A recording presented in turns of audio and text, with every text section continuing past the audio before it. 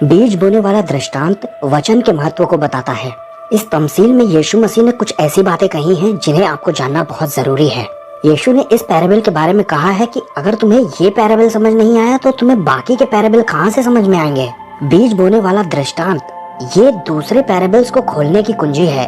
अगर आपको ये दृष्टांत समझ नहीं आया तो आप दूसरे पैराबल्स का क्या मतलब है ये बिल्कुल नहीं समझ सकते। जब यीशु मसीह ने इस पैराबल का अर्थ बताया तो उन्होंने ये कहा कि ये 4 तरह की जमीन है जिस पर वचन बोया गया है।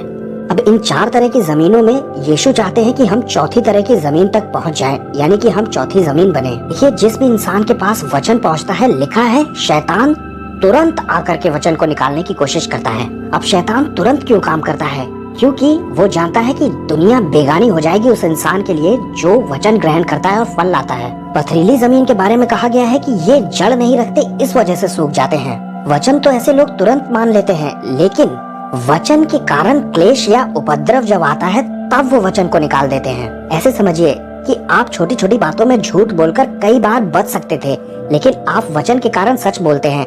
इस वजह से आपके ऊपर क्लेश उत्पन्न होता है। अगर आप वचन पर चल रहे हैं तो आपके ऊपर कुछ ना कुछ मुसीबतें एक्स्ट्रा जबरदस्ती भेजी जाएंगी। और ये भी जान लीजिए, जैसे ही आप वचन को निकाल देंगे तुरंत ही परसिक्यूशन बंद हो जाएगा। ये सारा सताव आ ही इसलिए रहा है क्योंकि आपने वचन को थाम रखा है या आप वचन पर चलने की कोशिश कर रहे हैं। वचन के कारण क्लेश आता है। यहाँ पर एक बात और ध्यान देने लायक है कि वो तुरंत वचन को निकाल देते हैं ताकि उनकी प्रॉब्लम सॉल्व हो जाए। अगर पहले के 2 जमीनों के स्तर पर शैतान हमें गिरा नहीं पाता या वचन निकाल नहीं पाता तो तीसरा स्तर आता है झाड़ी झंकाड़ी का।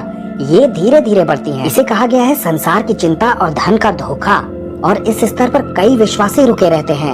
उन्हें लगता है कि वो बड़े अच्छे विश्वासी हैं। शैतान उन्हें उल्लू बनाता रहता है। ये अपने कंफर्ट जोन को छोड़ना नहीं चाहते और दूसरी वस्तुओं का लालच ये आकर के वचन को निष्फल कर देता है। और अगर आप इन तीनों स्तरों को पार कर लेते हैं तब आप चौथी जमीन बनते हैं जिन्हें अच्छी भूमि कहा गया है, जो कोई 30 गुना, 60 गुना और 100 गुना फल लाती है। अब ध्यान दीजिएगा कि यीशु चाहते हैं कि कम से कम हम 30 गुना फल तो लाए ही लाए, क्योंकि अगर आप 100 नंबर का एक पेपर दे रहे हैं तो यीशु के समय में 30% में पास माना जाता था और 60% को मान लीजिए कि ये फर्स्ट डिवीजन के मार्क्स हैं और 100% का मतलब है कि आपने टॉप मार दिया है। इस चौथे स्तर में ऐसा हो ही नहीं सकता कि आप फलवंत ना हो। अगर आप अपने आप को चौथी भूमि प्रमाणित कर ले जाते हैं, इसका मतलब है कि आप फेल नहीं हुए, आप 0 पर नहीं है, 10% पर नहीं है, 20% पर नहीं है, बल्कि आप पास तो हुए ही हैं।